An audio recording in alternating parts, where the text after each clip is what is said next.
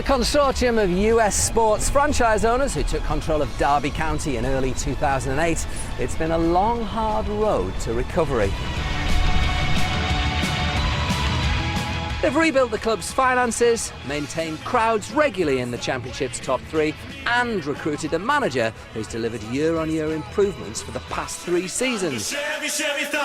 But now they're increasingly focused on returning to the top flight the club last graced 6 seasons ago. And to achieve that, they're hanging their hopes on a 6'1", 18-year-old public schoolboy who this week made his first start for England under-21s 48 hours before he got his A-level results.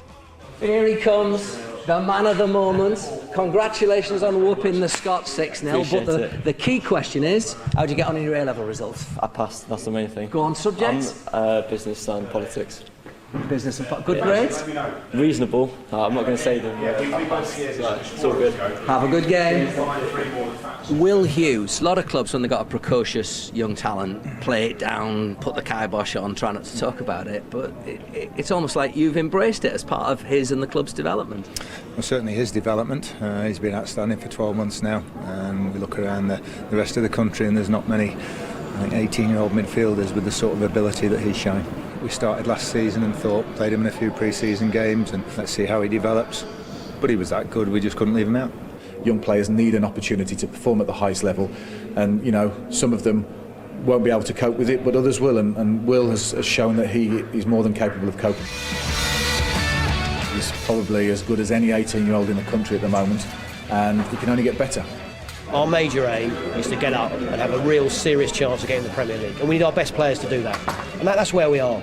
Now ultimately, if people come in with serious money, then like any proper club you have to think about it. But people must be under no misapprehension that we will be expecting serious sums of money for our assets. I think people want instant success and they see the Premier League as their ultimate goal, but we're concentrating on being a good Championship side who can challenge that top 6. And I think for this season is our first realistic chance of doing that. Chevy Thunder. Leicester will expect to be up there too, of course, and in their promising start to the season, the form of Jamie Vardy's caught the eye.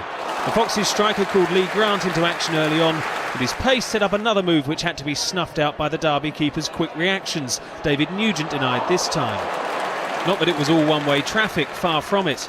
On the overlap, Craig Forsyth had the Rams' first meaningful sight of goal. He couldn't catch out Kasper Schmeichel.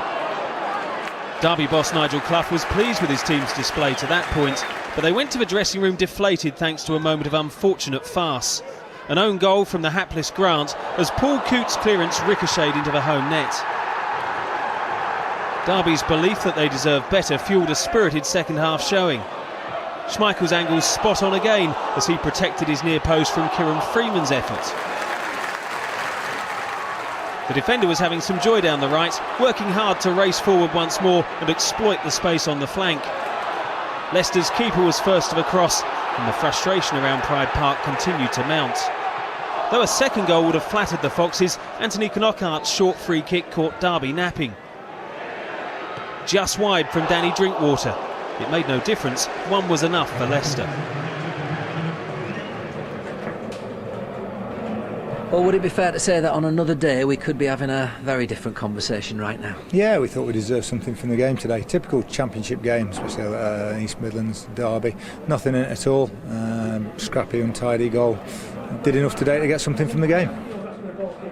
And to go back to where we started, Will Hughes, I mean, maybe not fully his day, but I tell you what, he's always in it, always looking, and so beautifully simple in what he does with some of his passing. That's the thing, at 18 years old, he realises that's his intelligence, maybe that education you were talking about, that, you know, the simplest pass is the best pass the majority of the time, and he always wants the ball, he gives it away, goes and gets it back. For just 18 years old, he's